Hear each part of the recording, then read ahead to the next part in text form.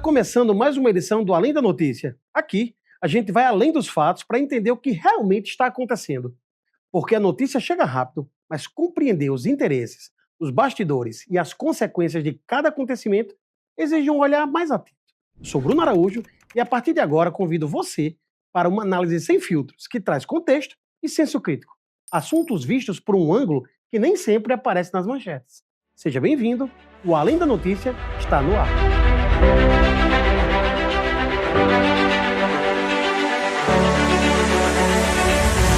O atentado que matou o assessor Alisson Diego e deixou ferido o vereador Cabo Davidson em Mossoró produz uma reflexão que vai muito além da investigação policial em andamento. Até este momento, não há elementos conclusivos para classificar o episódio como um crime político. Essa definição depende de provas e não de interpretações. Mas existe uma questão que não pode ser ignorada. Independente da tipificação jurídica que venha a ser adotada, o ataque possui um significado político e institucional extremamente grave. Quando homens armados utilizam armamento pesado para atacar um vereador durante uma transmissão ao vivo, na rua, em frente a uma unidade de saúde movimentada, o alvo não é apenas uma pessoa. O alvo é a própria autoridade do Estado. A mensagem transmitida por uma ação dessa natureza é clara: demonstrar força, espalhar medo e testar os limites da capacidade estatal de garantir segurança pública e ordem. E esse é o ponto central. Nos últimos anos, o Brasil assistiu a uma transformação preocupante do crime organizado. Facções criminosas deixaram de atuar apenas como organizações voltadas ao tráfico de drogas. Em muitos locais, elas passaram a exercer influência econômica, territorial e social. Impõem regras, controlam comunidades, movimentam milhões de reais e desafiam instituições públicas. O Rio Grande do Norte conhece essa realidade. Os ataques coordenados registrados nos últimos anos mostraram que estamos diante de organizações capazes de planejar ações complexas e confrontar diretamente o poder público. Por isso, quando surge a suspeita de que um atentado possa estar relacionado à atuação de um agente político contra o crime organizado, a preocupação ultrapassa qualquer disputa partidária.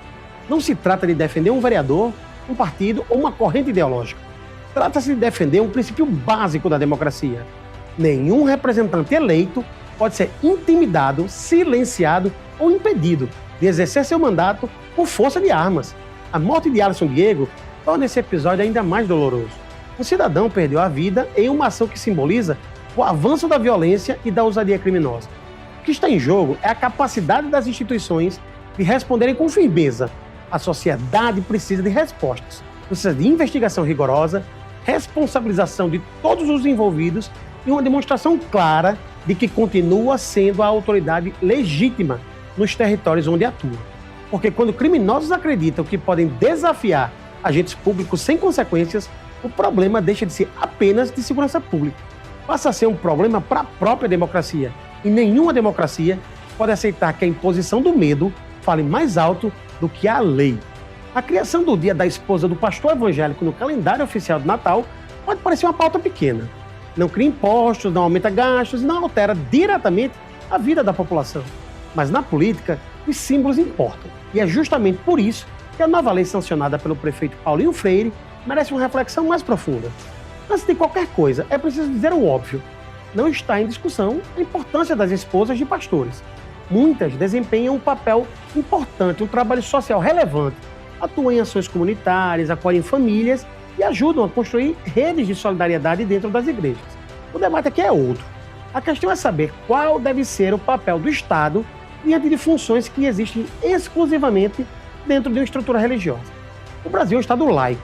Isso não significa ser contra a religião. Significa que o poder público não deve favorecer uma crença específica em relação às demais. E é exatamente aí que surge a dúvida. Se o Estado decide homenagear oficialmente a esposa do pastor evangélico, por que não criar também o Dia da Mãe de Santo, o Dia do Dirigente Espírita, o Dia da Liderança Religiosa Indígena? Qual é o critério? Em que ponto termina a valorização cultural e começa o privilégio institucional? A aprovação da lei também revela uma realidade política que ninguém pode ignorar: o crescimento da influência evangélica nos espaços de poder. Hoje, os evangélicos representam uma das maiores forças de mobilização política do Brasil. Elegem vereadores, deputados, prefeitos, governadores e influenciam diretamente a agenda pública. Isso faz parte da democracia. Mas a democracia também exige cuidado para que a força eleitoral de um grupo não se transforma em uma capacidade de converter suas preferências particulares em símbolos oficiais do Estado. Existe ainda outro aspecto que também merece atenção. Os calendários oficiais dos municípios brasileiros estão se tornando verdadeiras coleções de datas comemorativas. São homenagens para quase tudo. Enquanto isso, problemas concretos seguem exigindo respostas urgentes na saúde, na segurança, na educação, na mobilidade urbana. É verdade que uma coisa não impede a outra. A Câmara pode discutir temas simbólicos e debater questões estruturais. Mas as homenagens aprovadas por um parlamento ajudam a revelar suas prioridades e os grupos sociais que possuem maior capacidade de influência política naquele momento. Por isso, o debate não deve ser tratado como uma disputa entre quem é a favor ou contra os evangélicos. A questão é até que ponto o Estado deve incorporar referências religiosas específicas ao seu calendário oficial, porque toda homenagem pública carrega uma mensagem e muitas vezes ela revela menos sobre quem está sendo homenageado e mais sobre aquilo que o poder público escolhe celebrar. E, por falar em prioridades, existe uma característica comum em muitos problemas da gestão pública brasileira. Ela só se movimenta, os temas só se tornam prioridade quando alguém se machuca, quando acontece uma tragédia ou quando o Ministério Público precisa intervir. O caso das passarelas da BR-101 na Grande Natal parece seguir exatamente esse roteiro. Nesta semana, o Ministério Público Federal voltou a cobrar explicações do DENIT, da STTU e até da administração de um shopping da cidade sobre as condições dessas estruturas. Não estamos falando de um problema novo. O assunto é acompanhado pelo Ministério Público Federal há mais de uma década. São mais de 10 anos. Durante esse período, relatórios técnicos apontaram corrosão, deterioração do concreto, armaduras expostas, problemas de iluminação, falhas de acessibilidade e ausência de uma manutenção adequada. Em outras palavras, os riscos eram conhecidos. Mesmo assim, o problema continuou se acumulando. A situação ganhou contornos ainda mais graves após o acidente registrado este ano em Parnamirim, quando uma mulher sofreu fraturas graves depois que uma tela de proteção cedeu e ela caiu de uma altura de quase 5 metros. E aqui surge uma pergunta que não pode ser evitada. Era preciso alguém se ferir gravemente para que o tema voltasse a receber atenção? O mais preocupante é que o caso revela um problema recorrente na administração pública. Todos conhecem os riscos, mas ninguém parece assumir integralmente a responsabilidade.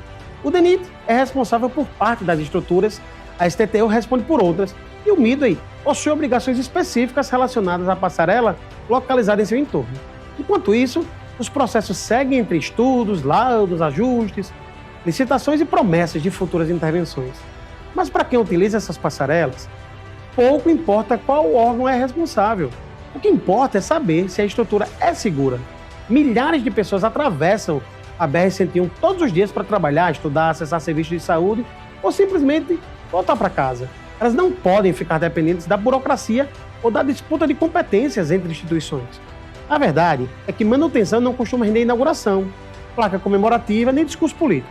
E talvez por isso receba tão pouca atenção. Mas é justamente a manutenção que evita acidentes, reduz gastos futuros e preserva vidas.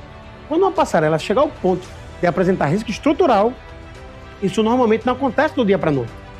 É resultado de anos de negligência, adiamentos e ausência de planejamento. Por isso, a cobrança do Ministério Público é mais do que legítima. Ela expõe uma falha de gestão que atravessa governos, administrações e órgãos públicos. O desafio agora não é produzir mais relatórios ou trocar ofício.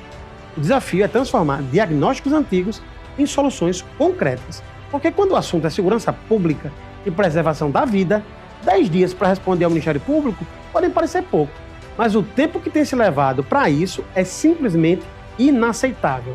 E no próximo bloco, recebo aqui no estúdio Sandro Pimentel, presidente do PSOL, ex-deputado estadual e pré-candidato ao Senado em 2026, também pela legenda. O Além da Notícia volta em instantes.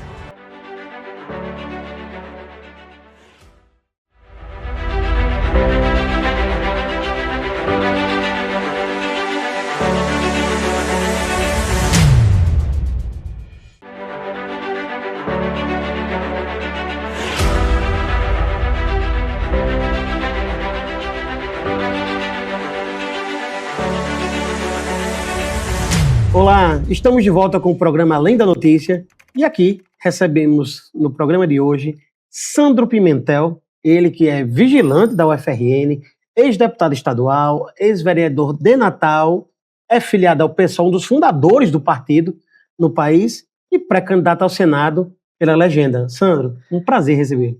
Bruno, o prazer é meu, a satisfação muito grande, a alegria estar aqui contigo, com seus telespectadores, e eu me sinto muito à vontade, eu estou me sentindo em casa. Você não me deixou em casa, mas eu estou me sentindo em casa aqui no seu programa. Todos os nossos entrevistados estão em casa, vão ser sempre muito bem recebidos, Sandro.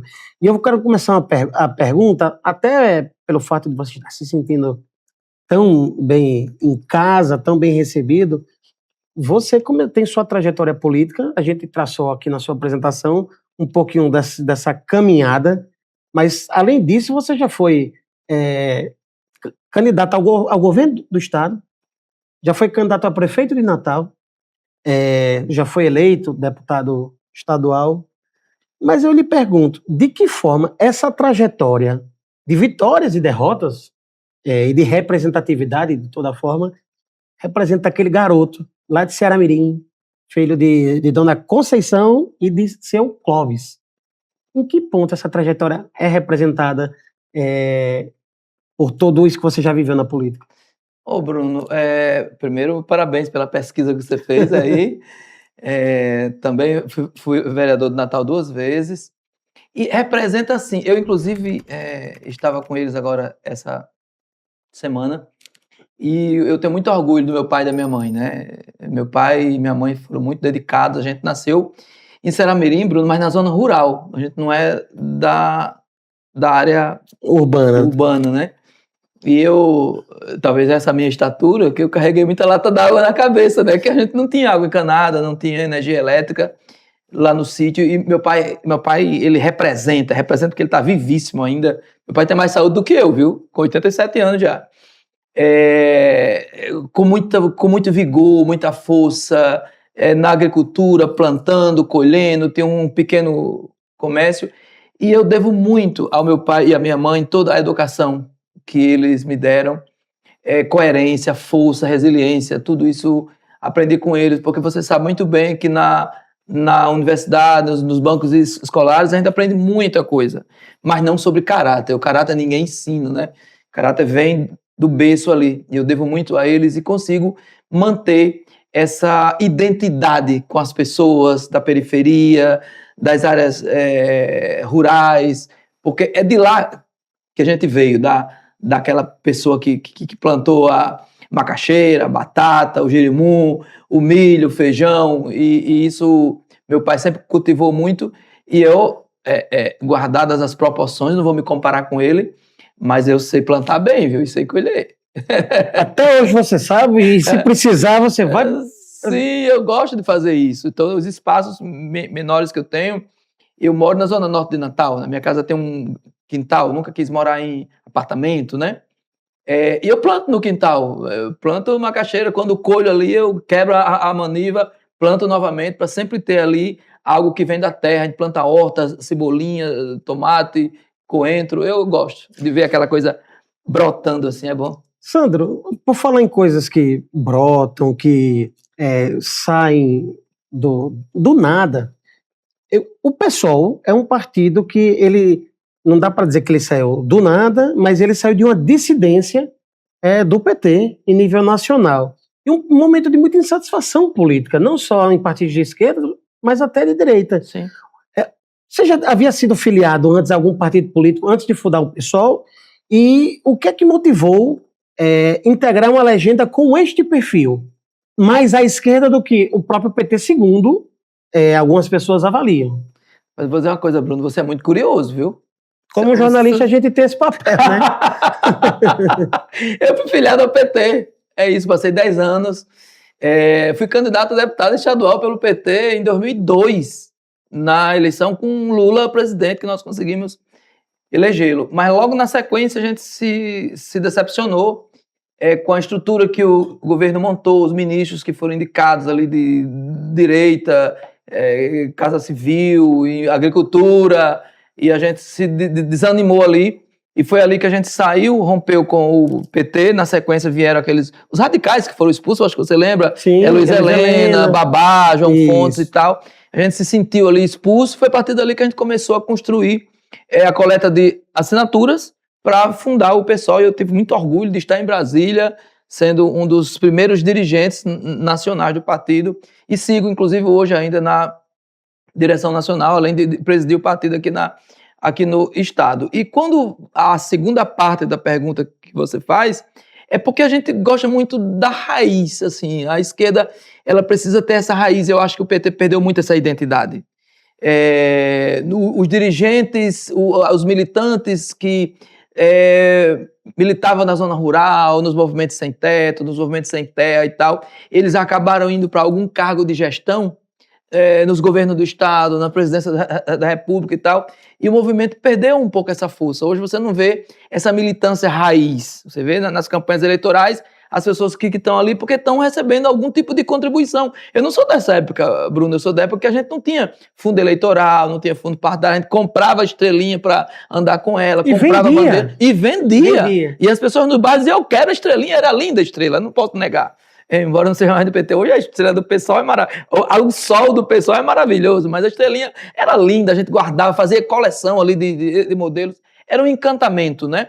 Hoje a gente não vê mais isso, então essa essência perdeu, e eu consigo buscar essa essência no PSOL. Então, dá para a gente depreender que o PT acabou o encanto em relação ao PT ou ao que o PT defende? Porque são coisas diferentes. Sim. O PT é um partido de esquerda, partido relevante nacionalmente, internacionalmente, mas essa dissidência, essa debandada, que originou não só o PSOL, mas outros partidos, como a própria Rede e outras siglas, que foram fortalecidas com a saída de pessoas do PT. Por que, na sua opinião, Sandro, até como ex-integrante do partido, o PT ele perdeu de forma efetiva um poder de representatividade, ainda sendo um partido muito representativo, mas por que perdeu tanta representatividade e que talvez por isso hoje você vê pessoas que votam em Lula, mas que têm uma rejeição ao PT em si? Sim, o PT, na minha opinião, claro, Bruno, que não dá para a gente generalizar. Tem muitos militantes no PT, muitos dirigentes, eu pelo menos conheço alguns lá de Seramirim, de onde eu sou, que são militantes raízes mesmo, e eles cobram, eles, poxa, Sandro, o PT não é mais aquele PT que você viveu, que eu vivi na década de 80, caiu muito a essência, a raiz, a gênese, a origem, né? O que é ser petista, o que é ser de esquerda, aquela pessoa que vai para a rua, que milita em troca de nada, que tem as suas diretrizes, a sua ideologia e defende ela por tudo, né? Hoje a gente praticamente não vê, a gente vê militantes do PT que se confundem com qualquer outro militante de direita, não é? Que está ali na rua porque recebe alguma coisa, ou porque tem algum compromisso. Isso é muito ruim, não é? Então, eu acho que o PT, em sua gênese mesmo, ele perdeu a sua origem. Ele hoje é um partido tradicional. E até imaginando essa lógica que você estabelece, Sandro, eu pergunto, por que o PSOL, sendo essa dissidência, identificando a partir de seus integrantes essa perda da raiz do que era o PT, por que o PSOL não conseguiu, em nível nacional e até em níveis estaduais, conseguir ocupar essa lacuna de maneira mais representativa? Porque hoje, aqui em Natal, por exemplo, tem um vereador, uma vereadora do PSOL, Sim, que é a vereadora Tabata. Na Assembleia hoje não se tem um representante do PSOL, já teve, você sim, foi o primeiro. Sim. Então, num cenário como esse, por que o PSOL não conseguiu crescer ou chegar próximo sequer de representar o PT do passado, por exemplo? Sim, é uma pergunta muito difícil, mas como é que eu consigo ver? Porque não é fácil. Não é fácil você, no mundo atual, onde as pessoas precisam... Você não, que é muito jovem. Eu também não sou velho, mas eu sou ainda de uma época e você que leu, estudou, e você sabe muito bem que normalmente ficava uma pessoa da família em casa e o outro saía para trabalhar. Em geral, era a mulher que ficava em casa. Hoje em dia, não mais isso. Os dois precisam trabalhar, né? Então, se você tem 2, 3, 4 pessoas em casa, os 3, os 4 precisam trabalhar. Quando não trabalham, porque não conseguem mesmo, mas há essa necessidade. Então, quando você, a época mais atrás, você conseguia ainda ter essa militância raiz, porque as pessoas se desprendiam ali, elas tinham tempo para isso. Hoje não tem mais tempo, o tempo virou muito ouro hoje, assim, é muito valioso. Então, especialmente em períodos eleitorais, mas antes também, você não consegue mais militantes que queira, olha, pela ideologia. Porque a pessoa diz, não, eu sou ideológico, eu penso assim, mas eu tenho barriga, eu preciso me alimentar. Então, ocupar esses espaços, quando você vê do outro lado pessoas direita, políticos de direita, que vão e financiam, então a gente escuta muito. Eu queria muito estar aqui contigo. Mas no passado já não era assim, Sandro? O que é que mudou efetivamente? Era menos, eu acho que era bem menos. No passado era bem menos, porque você não tinha essa coisa... A direita, ela era financiada basicamente pelas empresas, né? Os grandes empresários. Depois, já não tem mais isso, pelo menos legalmente, porque a gente toma conhecimento que, sem ser legalmente, ainda existe, mas legalmente não mais. Mas há uma disputa, quando você fala financeira, muito alta. Então, chega a ser uma covardia. A gente que é do campo da esquerda recebe um valor lá para o fundo eleitoral, que eu acho que é um valor alto ainda, mas quando você olha para o que a direita recebe, você diz, caramba, ainda é muito baixo, é muito desproporcional. Então, para competir com as pessoas de hoje, com o mundo da imprensa, informatização, a nova mídia, hoje tem YouTube em tudo que é canto, a imprensa mais livre. No passado, não, você tinha que ler, né, se aprimorar mais. Então, hoje, a facilidade das pessoas em encontrar outros espaços é muito maior. Isso dificulta para que a gente tenha mais militantes. Sandro, você passou pelo plenário da Assembleia e passou pelo plenário da Câmara Municipal. E uma das coisas que você defende de maneira muito efetiva é a questão da coerência político-partidária. Sim.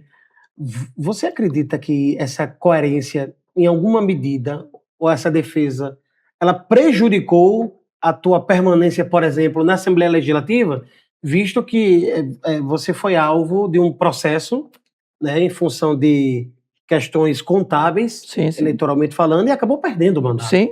Você acha que as tuas posições, em alguma medida, levaram àquele desfecho ou a justiça foi feita de acordo com, de fato, um erro que foi cometido?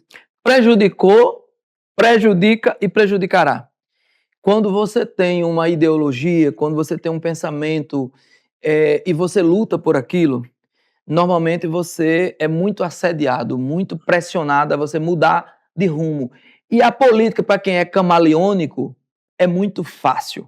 Hoje você está de um lado, amanhã você está do outro, então é quem dá mais. Então, para quem usa desse tipo de política que eu condeno, embora respeite, é muito mais fácil do que quem tem ideologia. Você sabe, por exemplo, que eu fui a pessoa que na campanha prometeu que faria a CPI da Arena das Dunas, e nós cumprimos isso, conseguimos as assinaturas, precisava de 8 assinaturas parlamentares, nós conseguimos 10, abrimos a CPI, e eu acho que esse foi um dos motivos que me perseguiram o tempo todo. Aí você, ainda na sua pergunta, você pode dizer, então, você manteria tudo de novo? Manteria sim.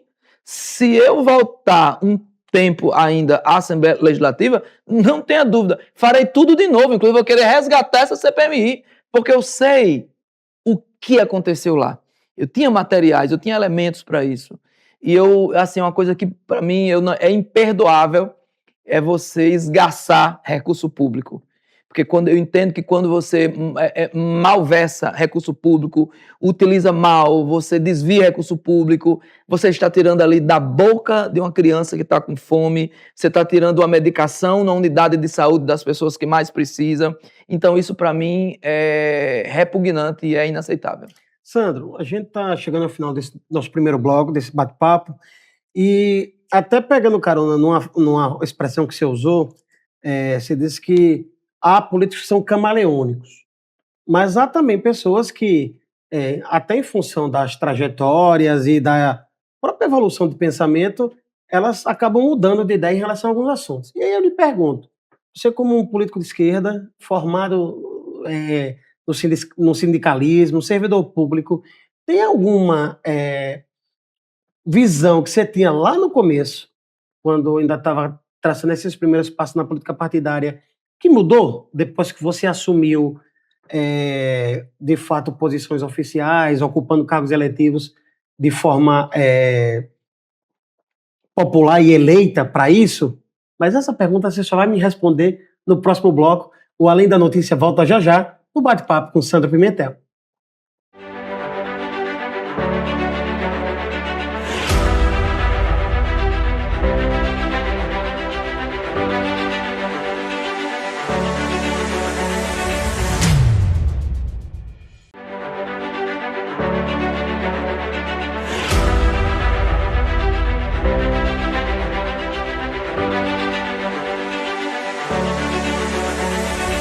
Estamos de volta com o programa Além da Notícia e recebemos aqui Sandro Pimentel, pré-candidato ao Senado pelo PSOL. E Sandro, no bloco anterior eu te perguntei, o Sandro que começou a carreira política, mudou algo em sua visão da política? Tem alguma coisa que começou pensando de um jeito A e hoje, depois dessa caminhada longa de alguns anos na política, mudou? Bruno, primeiro, antes disso, dizer que esse é o programa que eu participo que tem mais, não com demérito nenhum outro, formato e tal, mas que tem mais qualidade as perguntas. Parabéns. E eu me sinto à vontade para responder todas elas. O horizonte, não. Onde eu quero chegar, não. Num país onde não tenha miséria, onde não tenha fome, onde não tenha desgraça, eu sonho com isso. Com certeza eu não vou alcançar isso, mas eu sonho. Então, mas a forma, como chegar, aí te confesso que mudou. Mudou porque, e eu sou feliz por isso. Eu acho que feliz do ser humano que consegue evoluir. E eu tenho evoluído, eu aprendo a cada dia, eu erro a cada dia, eu aprendo a cada dia. Então, por exemplo, eu vou dar o exemplo que eu já dei anteriormente sobre a CPI Arena das Dunas. Eu faria tudo de novo, mas com outro formato. O alvo seria o mesmo, mas como chegar, talvez poderia ser diferente. Mas como assim? Quando você fala em formato, você fala em quê? Para a gente poder entender de forma mais clara. Tá. A relação interna. A relação interna, porque a gente aprova a CPI como a gente aprovou. Mas para ter êxito nela, no final dela, no alvo que a gente quer atingir, os objetivos concretos, eu preciso ter mais relações internas com os pares que pensam muito diferentes de mim. E talvez essa construção eu não consegui fazer. Então, possivelmente, esse meio de campo aí eu faria de outra forma para a gente conseguir, mas não na adaptação política. Eu acho que o amadurecimento, o crescimento, o conhecimento, o formato, você precisa ter e precisa ampliar a cada dia, mas a adaptação, se adaptar ao sistema, isso eu não aceito. Isso seria, a gente poderia dizer que seria uma relação ainda combativa, mas menos belicosa? Menos coisa isso, nesse sentido? Isso, exatamente. A forma, né? O meio, o trato interno ali, porque você chega, eu não tenho essa experiência com o parlamento, como você mesmo disse, a minha militância foi toda no mundo sindical. No mundo sindical a gente é mais rígido, a gente é mais direto. Mais direto. Eu ia usar a palavra agressivo, mas não é agressivo, é mais direto mesmo, assim. Então, no parlamento, esse formato ele não funciona. Ele não funciona. Decididamente não. Porque as pessoas que estão ali foram pessoas que foram eleitas também, igualmente você foi. Então, se você não consegue ter um trato mais maleável, mais tranquilo, você não consegue alcançar o objetivo. Você não consegue aprovar um requerimento, você não consegue aprovar absolutamente nada. Então, esse modo aí, mas sem adaptar a política, o alvo é o mesmo. Mas o modo de como chegar, eu acho que isso eu consegui evoluir. E se eu voltar ao parlamento em outro momento, com certeza estarei mais evoluído. No entanto, sem abdicar as minhas ideologias. Uma das críticas que são feitas a outros partidos de esquerda, que não o PT, até pelo tamanho do PT, é de que eles são puxadinhos. Sim. Muitas vezes tratam esses partidos Já escutei isso. Como puxadinhos. E aí eu lhe pergunto, primeiro, o que é que diferencia na prática o PSOL do PT e de outros partidos desse campo progressista como é tratado? E o PSOL é um puxadinho do PT? Nunca foi. Se nós fôssemos nascer para ser puxadinho do PT, nós éramos PT, teríamos ficado lá. Então, isso nunca vai ser. Tanto é que o PT, nós recebemos o convite formal para que a gente estivesse na federação com o PT, que é PT, PCdoB, PV, não é isso? Nós não aceitamos. Negamos isso amplamente, né? Eu votei, inclusive, contrário a isso. Cada partido tem a sua independência, nós temos a nossa forma de organização. Nós fazemos os nossos congressos, os nossos dirigentes são todos eleitos, né? Então, sejam eles presidentes municipais, estaduais, nacional, nós somos todos eleitos. E o que é que nos diferencia? Aí é a questão da forma de ver e de fazer a política. Como a gente começou o programa, esse enraizamento com as bases, esse enraizamento com os movimentos sociais, nós estamos muito mais fortalecidos, nós estamos construindo muito mais, porque a gente vem de lá também. Nós não abandonamos isso. Talvez o PT, pelo fato de ter assumido o poder várias vezes, cooptou ali várias militâncias, cooptou no bom sentido, mas dar cargo, dirigentes nacionais, regionais, etc. Mas acaba, Bruno, que esvaziando o trabalho de base. E esse trabalho de base a gente não abre mão dele. Tanto é que tanto nas pré-campanhas nossas ao Senado, do governo e tal, a gente discute com a nossa militância, a gente faz seminários, faz encontros, para a gente construir o programa coletivamente, ouvindo as pessoas, elas sendo parte dessa construção. Não é algo como os outros partidos fazem, inclusive o PT, que vem de cima. O discurso do PT no passado é muito semelhante ao do PSOL hoje. Parece mesmo. E, eventualmente, o PSOL, assumindo uma posição de relevância como o Senado, ao qual o partido pleiteia agora, por exemplo, não há o risco de acontecer a mesma coisa que aconteceu, por exemplo, com representantes do PT, que acabaram sendo, aí eu vou usar a expressão que você usou, cooptados pelo sistema? Tá. O risco sempre tem. Quando você fala de pessoas... Há esse risco com você? Quando você fala, não comigo, eu tô falando porque de pessoal. Eu pergunto porque você não. Tá. Eu pergunto porque você é pré-candidato pelo PSOL. Sim. E aí, esse risco, ele pode recair sobre você? Não, comigo não, porque eu já mostrei isso na prática. Quando a gente teve o mandato de vereador e o mandato de deputado estadual, nós entendemos e deixamos que os dirigentes e militantes dos movimentos sociais, eles seguissem lá, onde eles já estão. Na política, onde eles sabem fazer, lá no interior, na zona rural, no sítio, a gente dava o apoio, mas o apoio para que eles continuassem lá e não trazê-los para cá. Então a gente acha que se a gente consegue esvaziar as cabeças dirigentes que estão nesses movimentos, seja eles sindical, estudantil, trabalhador, rural, agricultura familiar, etc., a gente mata esses movimentos. Então é preciso que essas pessoas que aprenderam a fazer essa luta raiz, que ela continue lá, sendo mais qualificados politicamente, fazendo formação política, mas que elas continuem lá. Por isso que comigo não há esse perigo. Agora, quando você falar de PSOL, aí o PSOL é construído por várias cabeças, a gente luta para que isso não aconteça, mas eu não tenho como te garantir. Sandro, algumas pautas devem estar muito prementes na campanha que está por vir. A gente tem a escala 6x1, o fim da escala 6x1, a gente tem a questão do combate ao crime organizado, as facções criminosas, segurança pública de maneira geral. Quando a gente fala de emprego, assistência social, política de transferência de renda, a esquerda abraça muito bem essas pautas. Mas por que a esquerda tem tanta dificuldade em abraçar ou se comunicar de forma mais clara em pautas como segurança pública e economia, por exemplo? Bem difícil, essa pergunta é bem difícil porque tem sido difícil para a gente também. A gente tem tentado muito a entrar nessa pauta, mas há uma resistência. Aí você pode perguntar, tá, mas essa resistência, a culpa é de quem? É de quem está do lado de lá, nesse caso, nessas áreas, ou nossa? Aí eu acho que há um pouco de cada lado. Há um pouco de desconfiança também em relação a isso. Por exemplo, a semana passada eu fui procurado por um graduado da Polícia Militar do Rio Grande do Norte que quer ser candidato a deputado estadual pelo PSOL. Para mim, foi um motivo de muita alegria. Eu fui ao encontro, a gente conversou e tal, porque há essa lacuna muito grande.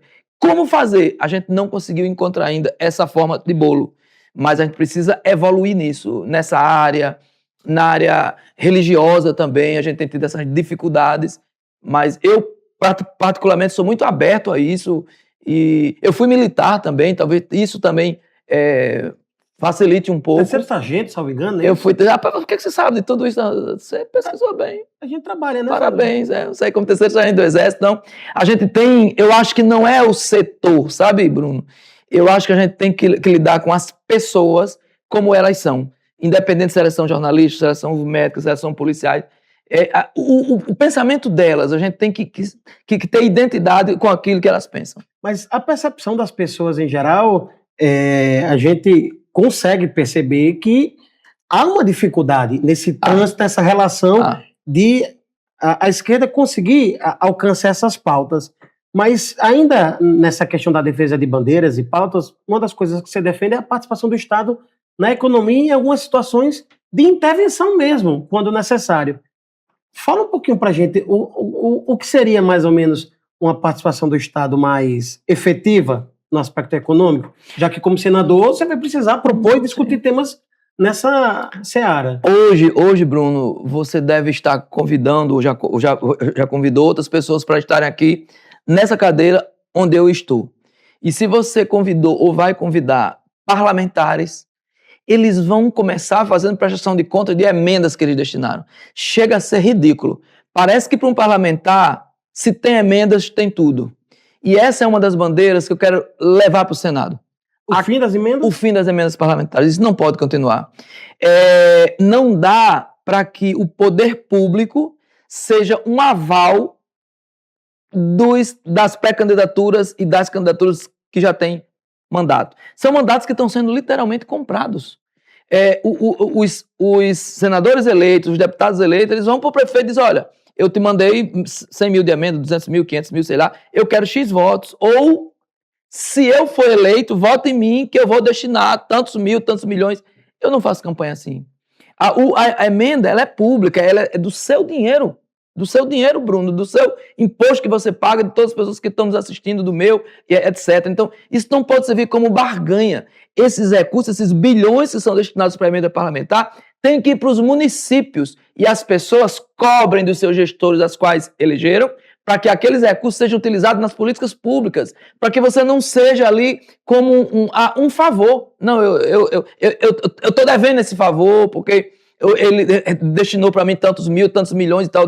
Não é favor, é recurso público. Então, eu acho que isso aí já dá uma dinamização na economia bastante significativa. Você imagine se as prefeituras e se os governos estaduais começarem a receber por dentro do orçamento, estava vendo o orçamento executado em 2025 de educação, por exemplo, foi menos de 3% do bolo orçamentário.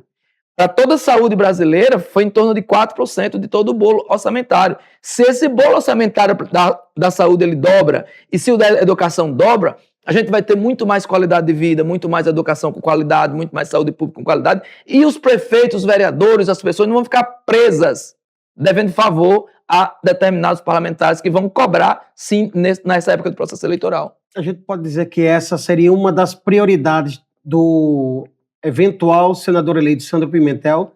Se sim, quais seriam outras que você poderia citar em termos de bandeiras, de defesas que você pretende levar para Brasília, caso eleito, Sandro? Sim, essa é uma delas. A outra questão da escala 6x1, o fim da escala 6x1, que eu espero que, se o povo me der essa chance de estar no Senado, quando eu chegar lá, já tenha tudo isso resolvido. Você acha que vai ser aprovado? Eu acho que é possível, porque há uma pressão. Né? Essa semana mesmo eu vi uma matéria onde o presidente Lula teve uma conversa com o presidente da Câmara para tirar um pedido de urgência que estava lá em um projeto. As negociações elas começam a se ajustar, elas se arrumar, e eu acho que o foco é esse. Então é isso que eu espero, mas não dá para afirmar absolutamente nada, porque como você tem um Congresso Nacional do estilo que nós temos o nosso hoje no Brasil, seja na Câmara ou no Senado, não dá para afirmar que vai acontecer algo que beneficie a classe trabalhadora. E a gente vê ao contrário. Eles querendo aprovar o 7x0, formalizar o 7x0, que já existe. As pessoas que trabalham em aplicativos, por exemplo, já tem o 7x0. Ou seja, não tem descanso para nada. Não consegue ir no cinema com o filho no final de semana, com a esposa, com o marido, com o irmão, enfim. Não consegue. Então, essa é uma outra coisa. Nós queremos também que o projeto que nós aprovamos aqui, que virou lei aqui no estado do Rio Grande do Norte, foi um dos principais, um dos primeiros estados, a lei anticalote. Nós queremos levar para o Senado para ser isso nacional, que é a lei que ajuda que os terceirizados, as terceirizadas, que são de empresas que prestam serviço aos órgãos públicos, às prefeituras, ao governo do estado, que tem, em geral, na grande maioria delas, tomado calote quando a empresa termina o contrato, Bruno, aí fica te devendo, não fez o depósito do FGTS, das férias, fica devendo. E esse fundo, essa lei anti-calote, ela prevê um fundo compartilhado do patrão com o serviço público. É um fundo que fica assegurado de modo com que, se a empresa te der um calote, esse recurso ele vai servir para pagar exatamente essa dívida. E eu quero nacionalizar essa lei, porque eu acho muito boa. Do trabalhador. Do trabalhador. No caso em que o Estado, ou o município, ou até o governo federal não mantém uma relação saudável e atrasa, paga com muito atraso, ou sequer paga, por exemplo, a empresa. Não requer uma atenção também, Sandro? Requer. Tanto é que essa lei que está em vigor aqui, ela também olha para isso. Ela coloca os prazos e coloca as multas por ocasião de atraso do próprio poder público. Porque esse fundo que eu disse é uma espécie de uma poupança que fica aplicada. Sim. Então, quando o gestor ele faz o pagamento mensal daquele contrato, um percentual fica reservado. E dali ele não sai. Ele só sai se tiver assinatura do gestor, o prefeito, o governador do estado, enfim, e a empresa. Então, traz uma segurança de fato e evita que, em alguns casos, o poder público pague duas vezes. Porque o trabalhador entra na justiça contra a empresa e contra o órgão público. E às vezes o órgão público já pagou, vai ter que pagar novamente. Então, essa é outra questão. Uma outra é a lei, o Código Estadual de Proteção Animal. Esse é um estatuto, do jeito que tem o do idoso, do adolescente, da criança e tal. A gente tem esse estatuto aprovado no estado do Rio Grande do Norte, uma lei, que eu também quero levar essa lei para o cenário nacional, para que os animais eles possam ter o cuidado, o respeito, o amor e o carinho que eles merecem. A vida de um cãozinho, de um cavalo, de um gato não é menos importante do que a minha vida. Quando Deus colocou aqui nessa terra o homem, a mulher e os animais, é porque ele deu a mesma importância e inclusive mandou que nós cuidássemos dele. Mas o que a gente vê não é isso. Eu tenho recebido denúncia constantemente de órgãos públicos, de condomínios que querem descartar animais. A gente não vai permitir isso e esse estatuto nós queremos transpor ele para o cenário nacional. E também, Bruno, uma coisa que me deixa arrepios é que as cortes superiores, mas enfim, o judiciário ele tem sido pouco fiscalizado. O legislativo é muito fiscalizado por tudo que é órgão, o executivo é fiscalizado por tudo que é órgão. Quem é que fiscaliza o poder judiciário? Por que a gente vê que a maioria de juízes, ministros, são tudo milionários? Vem de onde esse dinheiro? Do salário não é. Então deve vir de algum outro local. E a gente precisa fiscalizar. Por que isso já não é feito até agora? Porque boa parte dos políticos são presos. Porque boa parte dos políticos posso usar o linguajar que todo mundo conhece, rabo preso. Eu não tenho. Eu não tenho medo de enfrentar. Eu não tenho medo de encarar o judiciário. Porque eu não devo ao judiciário. Talvez seja por isso que o meu preço tenha já sido pago lá atrás. Mas nem por isso eu vou voltar atrás. Então nós precisamos construir instâncias plurais, representativas, que possam fiscalizar diretamente, integralmente e com rigor o poder judiciário. Sandro, os juízes, os magistrados, os ministros, etc. Já que você não tem medo do judiciário, você não vai ter medo do nosso ping-pong aqui, o nosso na lata, perguntinha curtinha, resposta rapidinha. Mas são perguntas fáceis? Aí vai ficar ao seu critério avaliar. Qual é a maior prioridade hoje do Rio Grande do Norte, Sandro? Maior prioridade, fortalecimento da educação. Embora o emprego seja muito importante, mas acho que a professora Fátima fica devendo muito na educação. Quem não pode vencer as eleições de 2026? E aí fica a teu critério escolher se é em nível nacional, estadual. Quem não pode vencer? A extrema-direita não pode vencer. Nós não podemos voltar ao atraso que nós já tivemos por 4 anos. Ainda bem que esse povo está sendo tudo preso, a justiça está fazendo a sua parte. E uma palavra para definir a política do Rio Grande do Norte? Você consegue definir ela numa palavra? Suja. Um adversário difícil que, mesmo estando talvez do outro lado, ou o poder econômico, o poder econômico seria um grande adversário. Muito difícil. E o que é que te inspira na política? A vontade de concretizar sonho de pessoas que muito precisam. Mas quem te inspira?